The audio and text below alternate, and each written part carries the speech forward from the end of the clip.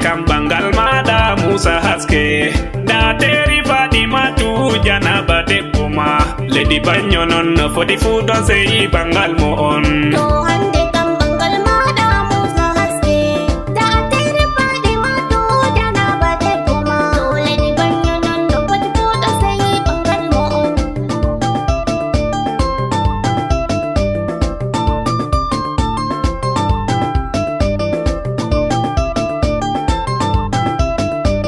to hande kam bangal mada Musa haske da teri Fadimatu janaba deboma ledi banyo non fodi fu don sei bangal mo on mi futira be inde Allah seni do tagdo in ala mauda tagudo duya utagi lahira se utagi nula do mako buruna do taglefu Amadu Rasulullah baba Fatima jara motoki bao makofu yakbe to sunna motoki bao makofu edino yang sunna do hande bo moye teddini sunna pame ase hande bo moye teddino yi sunna dum Musa haske Musa haske ase Musa haske nam Musa haske ase nam Musa haske Musa haske ase Musa haske tanu malam ango do Musa haske atero ibe kitoma tanu malam ango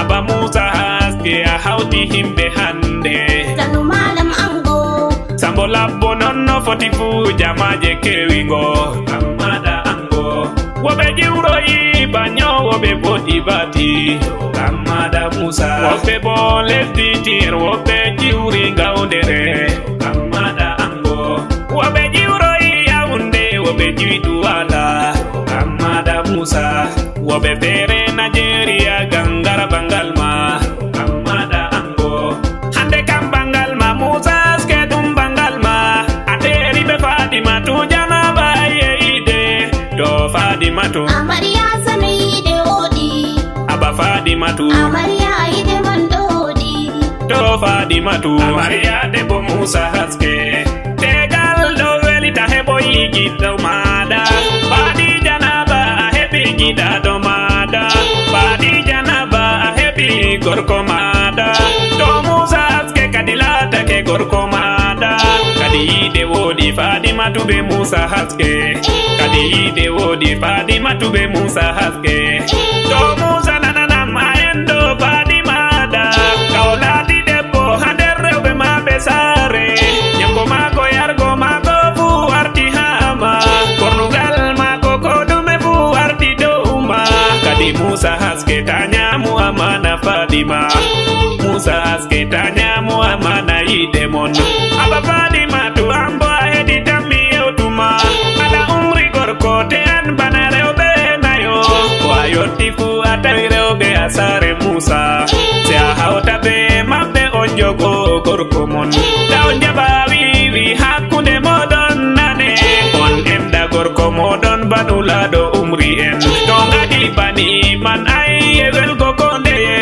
ay Musa haske Musa malamango tanu Musa haske Musa warti baba sare ay satu alaji Haruna dada sare ay satu alaji Haruna miteddinima mi omni beladi ardo Umaru akura ladi ardo Umaru debbo Musa haske be Juleyatu Abdul Karimu Allah rene tannu Juleyatu debbo Musa haske ay Fadimatu janaba Maria ay Fadimatu janaba Maria aba Fadimatu janaba Maria aba Musa haske sanuan malamango aba Musa haske degutu hamiyo de hundego rewbe mada Allah tigaina ko mabbe nyamabbe ara mabbe fu ajude mada da jaba wadda se fodu hader sare ma Aisatu toyoti dun debbo mada Musa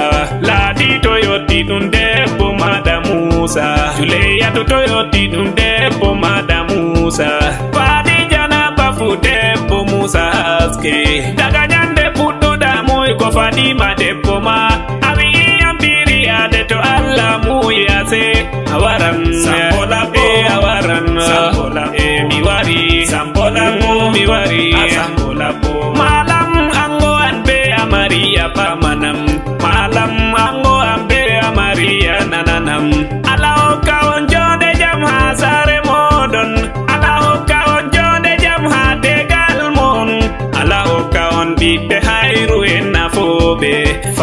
Matu be Musa haske sannu mon. To hande kam bangal maɗa Musa haske da atere faɗi matu janaba debbo ma. Dole di banya non no fati fuɗo seyi bangal mo on. Saran ango be amarya hami mamta on. Halaji mega suwa baba ango sapungo. Haja mama dada sannu madada ango sapungo. Baba amarya Alhaji Mamudu Barka. Dada amarya Haja Amina Sanuma. Saraen ango on fumo don miyetion.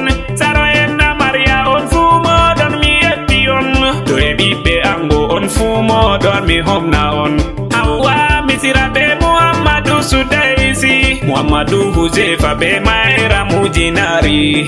Jenabu Bera Sidu on fumi homni on. Ibrahima be Khadija tu milelion. Sannu Abubakarian fumi mamtima. Ide malangon fumo don milelion.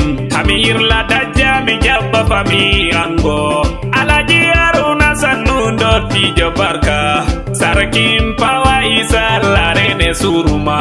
Dokter Awel sannu an fumi lelima. Alaji Abu Taurarua barka.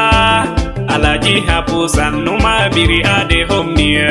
Hate Ali buse milelima. Bese ni buse. Alaji Umaru Pawa sannu Alaji mirdima. Abdurrazid diskotera Abdu milelima. Abdurrazimi andi agido biri ade. Wario fina music am hadu ya fama.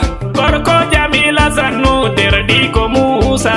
Yaya Sardau be Maimuna tufu edon. Samsi ya fuari fami angon fumodon biri ade tion. Ami Jabat Ami Amaria. Hamadu Rufai sannu baka Amaria. Hadija tu Hairia ada Amaria. Maira Musadia ada Maria Sanuma. Berugea tu Haja ada Amaria. Jena Budada sannu milelo ima. Muhammadu Laminu sannu alarene sure. Hawau sannu Hawau. Be Maimunatu adama Maimunatu. To abokin anggon fu hami jabaun. To hande kam bangal maɗa Musa haske da atere faɗi matu janaba debbo ma. Dole di banya non no fati fuɗo seyi bangal mo on.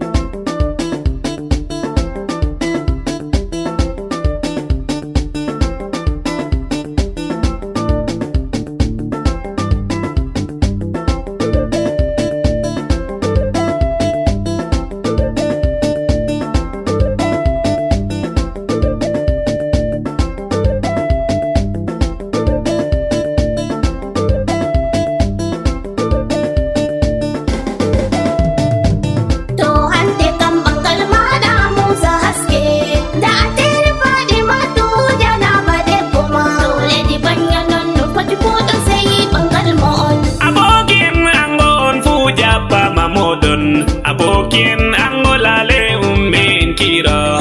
Amadu Amadiko Gorko Hafsatu Gorko Sureya Sanuma. Gorko Jakian Fusanumada. Mamudu Tutu Gorko Suaiba Sanuma. Gorko Jenabu Sanuma Milelion. Halidu Balala Gorko Haja Sanuma.